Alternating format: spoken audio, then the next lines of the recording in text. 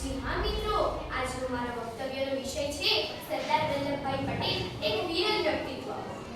એ જ કર્મવીર, દ્રઢ મનોબળવાળા લોખંડી પુરુષ અને તેજસ્વી જીવન જીવી બતાવનાર તેમની વલ્લભભાઈની આજે 150મી જન્મ જયંતિ ઉજવાઈ રહી છે. ત્યારે મને પણ તેમના વિશે બોલવાનું જરૂરથી ગમશે. સરદાર સરોવર પાસે 182 મીટર ઊંચી તેમની પ્રતિમા મૂકવામાં આવી છે, જે આપણા માટે ખૂબ ગૌરવની વાત છે.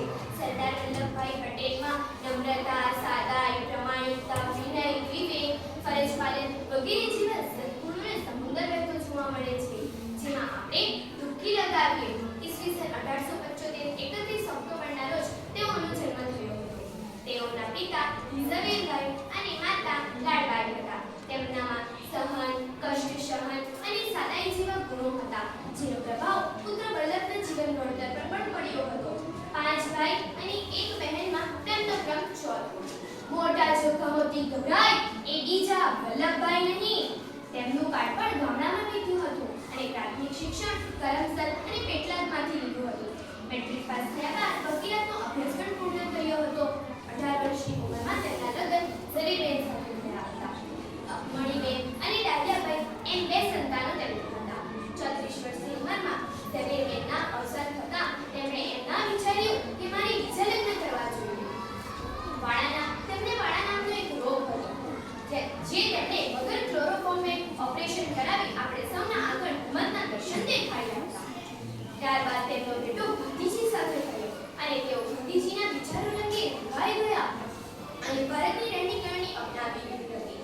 બારડોલી સત્યાગ્રહની આગેવાનીની સફળતા મળતા તેઓ સરદાર તરીકે ઓળખાયા અને પ્રભાસ પાટણમાં તેમણે સોમનાથ મંદિરનું જીર્ણોદ્ધાર પણ કરાવ્યું હતું.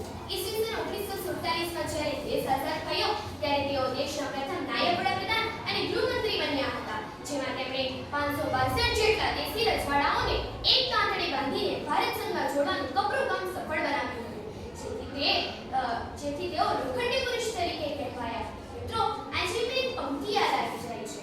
બહુજન મળી જે કરે તે એકે નવ થાય, બહુજન મળી જે કરે તે એકે નવ થાય. સાવરણી ઘર સર્જ કરે સડી કે શું થાય, સાવરણી ઘર સર્જ કરે સડી કે શું થાય.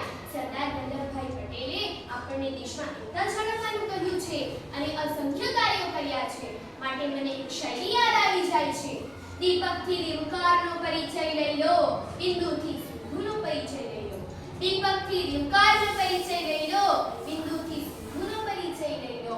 નિષ્ઠુર બની ઉપેક્ષા ના કરો, સરદારથી દેશનો પરિચય લઈ લો. નિષ્ઠુર બની ઉપેક્ષા ના કરો, સરદારથી દેશનો પરિચય લઈ લો. ઈસવીસન 1950 15 ડિસેમ્બરે શુક્રવારના રોજ હૃદય રોગના હુમલાથી તેઓ અવસાન પામતા ભારતે એક અમૂલ્ય રત્ન ગુમાવ્યું. ભારતને ભૂલાય નહીં તેવા સરદારની ખોટ પડી. તેઓ ભલે આપણી વચ્ચે નથી, પરંતુ આપણા હૃદયમાં તેઓ હંમેશા માટે અમર રહેશે. આપણે સૌ પ્રતિજ્ઞા લઈએ કે સરદાર વલ્લભભાઈ પટેલના માર્ગે ચાલીએ અને દેશમાં એકતા જાળવી રાખીએ. અંતે એક શાયરી બોલી મારું વક્તવ્ય પૂર્ણ કરીશ. કાષ્ટને ચંદન કરે પૂરને નંદન કરે, કાષ્ટને ચંદન કરે પૂરને નંદન કરે. એવા સરદારને ભલા કોણ ના વંદન કરે, એવા સરદારને ભલા